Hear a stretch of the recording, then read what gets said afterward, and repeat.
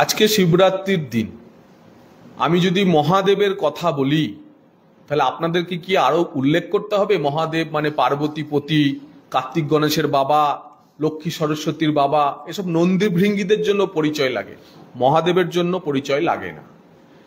আরো একটা জিনিস, পশ্চিমবঙ্গে লক্ষ লক্ষ অভিষেক বন্দ্যোপাধ্যায় আছেন, কেন একজনের প্রতিক্রিয়া এলো? ওই বাকিরা কোনো অভিষেক বন্দ্যোপাধ্যায় তো মনে করলেন না যে শিক্ষা দুর্নীতির মাল আমি নিয়েছি? যিনি শিক্ষা দুর্নীতির মাল নিয়েছেন বলে সিবিআই চার্জশিটে উল্লেখ আছেন, তিনি মনে করছেন, প্রতিক্রিয়া দিচ্ছেন তার বিভিন্ন মারফত। তো সুতরাং আপনারও বুঝে নিতে অসুবিধা হচ্ছে না, আমাদেরও বুঝে নিতে অসুবিধা হচ্ছে না ওই জনৈককে। এই জনৈক শব্দের মধ্যে তদন্তের নিগূঢ় তত্ত্ব লুকিয়ে আছে, অপেক্ষা করুন, সব বেরোবে। এই যে চার্জশিট প্রসঙ্গে আরো কিছু বিষয় সামনে আসছে।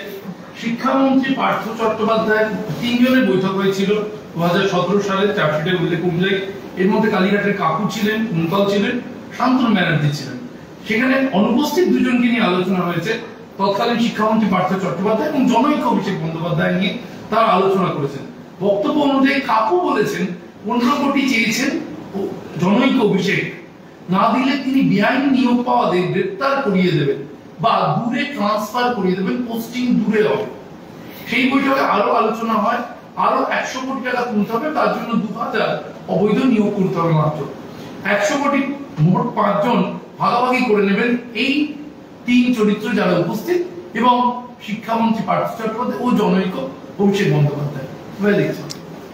তৃতীয় সাপ্লিমেন্টারি চার্জশিট নিয়ে আপনারা এখন বলছেন বিস্ফোরক তথ্য দিয়েছে সিবিআই। এই আপনারাই গতকালই বলছিলেন setting setting setting setting setting. কাকুর কণ্ঠস্বর আর রেকর্ড হচ্ছে না। কাকু কণ্ঠস্বর রেকর্ড না করার জন্য বহুবার অজ্ঞান হয়েছে এবং নিখুঁত ভঙ্গিমায় অজ্ঞান হয়েছে, আইসিইউতেও ভর্তি হয়েছে। তারপরেও কাকুর কণ্ঠস্বর আজ সিবিআই এর চার্জশিটে। কাকুর কণ্ঠস্বর এবং কণ্ঠস্বরের কন্টেন্ট যা যা ছিল তা সিবিআই এর চার্জশিটে আসার পরেতেই আপনারা বলছেন বিস্ফোরক তথ্য সিবিআই পেশ করেছে। অপেক্ষা করুন, কণ্ঠস্বর যদি চার্জশিট আসে, চার্জশিটের পরিপ্রেক্ষিতে বিচার প্রক্রিয়ায় জেল যাত্রাও সময় লাগবে না। এই যাদের যাদের নাম উল্লেখ হয়েছে তাদের সকলকে কি সিবিআই আইনের আওতায় আনতে পারবে? তদন্তকারী সংস্থা তথ্য প্রমাণের ভিত্তিতে তদন্তকে এগিয়ে নিয়ে যায়।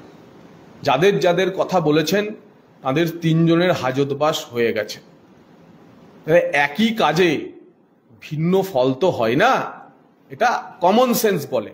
এরপর তদন্তকারী সংস্থা তদন্ত যে পথে এগোবে আপনারা দেখতে পাবেন।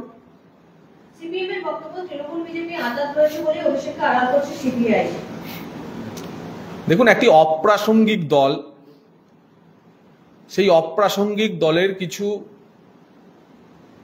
অমূলক কথার প্রতিক্রিয়া দেওয়া কোনো মানেই হয় না। এতদিন সেটিং সেটিং করে লাফিয়েছে, এখন হয়ে গেছে আতা। আচ্ছা, ফিশ ফ্রাই কারা খেতে যায়? কারা পাল্লুর তলায় গিয়ে আশ্রয় নেয়?